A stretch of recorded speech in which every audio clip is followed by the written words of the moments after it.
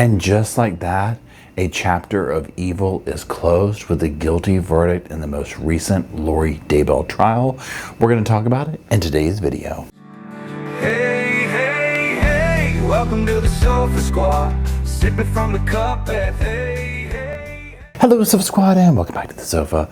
This is the sofa. This is the Paul. My name is Paul if you're new to the channel. If you're not new to the channel, well, guess what? My name's Paul. Okay. Y'all, we're going to do a very quick kind of closing thoughts, guilty verdict on the most recent Lori Daybell trial. This was Arizona versus Lori Daybell. This was in the conspiracy to commit murder for Brandon Boudreaux. Few things that let's just talk about it here. Number one, closing arguments. She, meaning Lori, goes with the whole family tragedy. This is what she stuck to this whole time for each of these.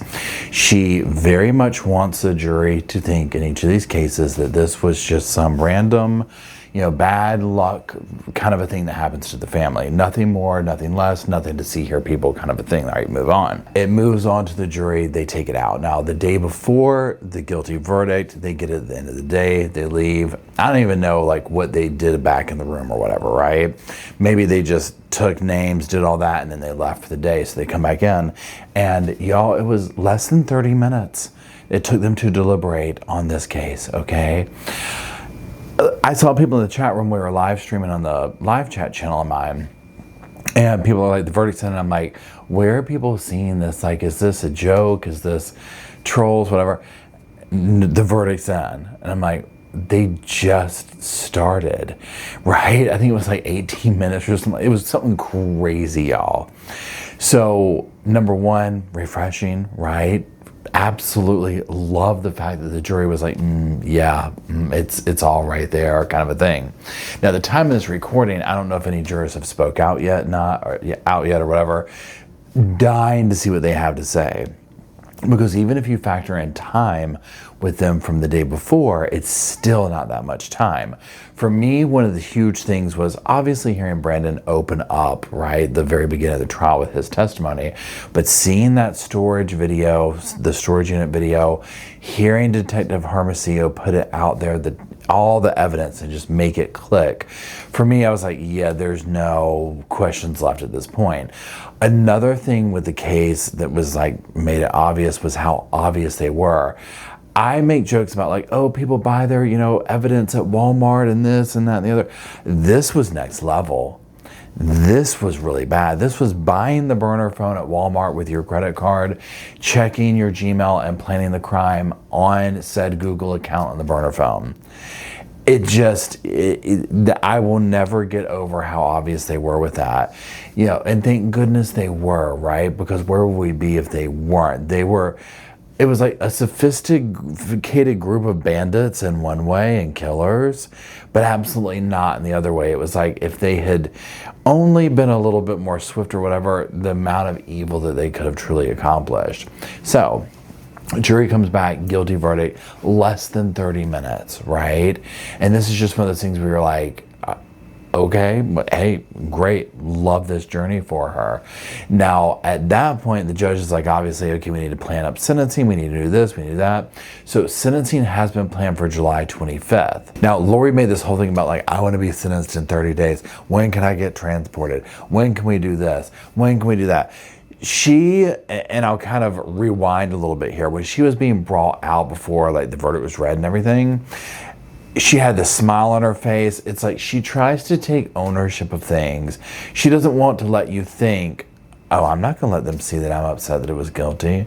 I'm not going to let them see this over here. That kind of a thing is what I'm getting at. And I felt like this was just another tactic. I want to, I don't want to do this. I want to, I want to stipulate, whatever. Almost let me just take my punishment and run off. She's just ready to go start doing her thing. And hey, maybe that will come that way.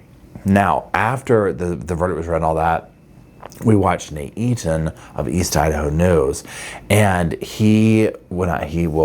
guess he had some of the other jurors or people, from the crowd, whatever. And then Brandon Boudreaux and Colby Ryan and Kay Woodcock came out and spoke. And Kay Woodcock had her little moment at the beginning or whatever about, we got the B again or whatever.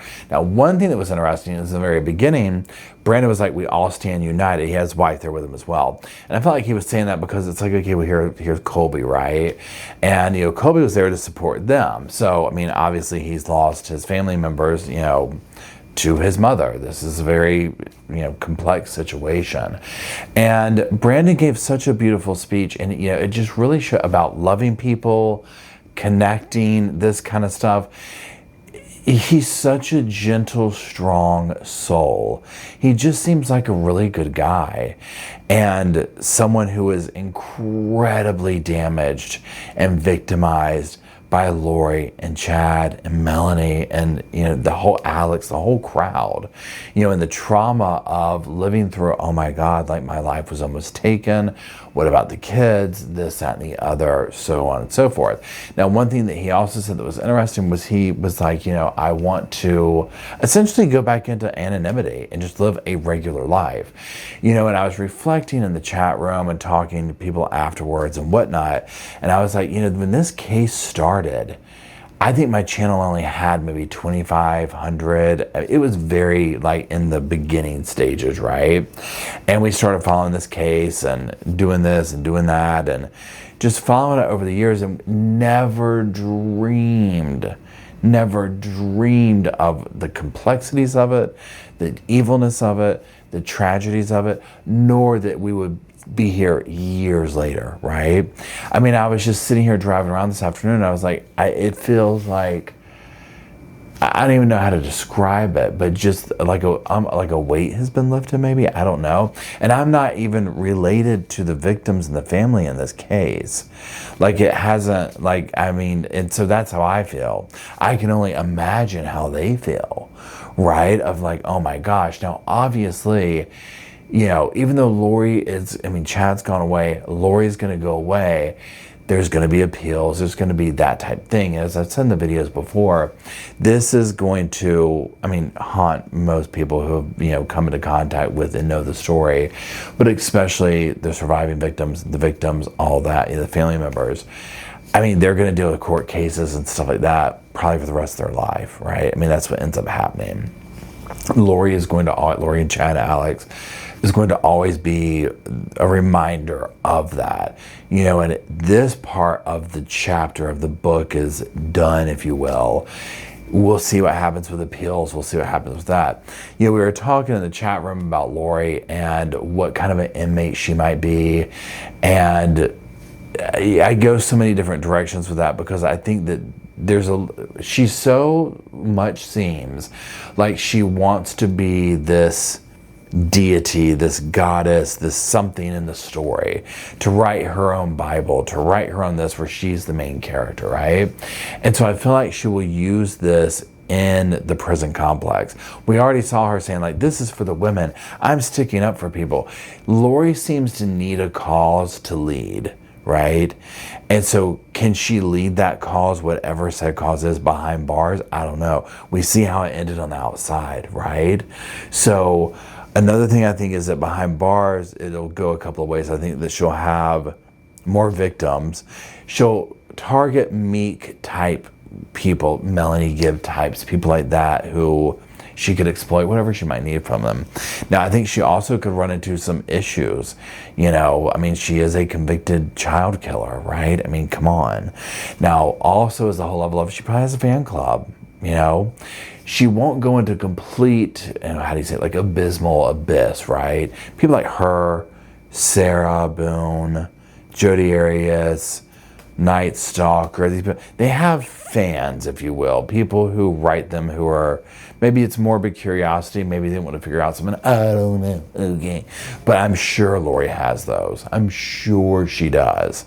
So, yeah, so guilty in less than 30 minutes. It was such a perfect, just final straw, right, in this saga that has gone on. So that's it. I want to just come up here and do a quick update for this channel. Guilty, less than 30 minutes. Oh my gosh, you know, we will definitely 100%, if we are able to and all that, stream the July 25th hearing or whatever and see what that goes and see her sentence. And remember, she's going to be getting sentenced for this and Charles. She put the other one off for afterwards.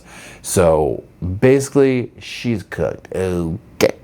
If you're still watching, I appreciate it. If you could, drop some little sofas off in the comment section down there for me, Rosco and Spirit over here, and Bo and Luke, and the rest of the Sofa Squad. So we'll have a place to all sit, talk about Lori, talk about the mushroom case, all the stuff we do talk about here at the Sofa Squad. And until we gather down there to do all that, I'll see y'all soon. Hey, hey, hey, welcome to the Sofa Squad. Sipping from the cup at hey.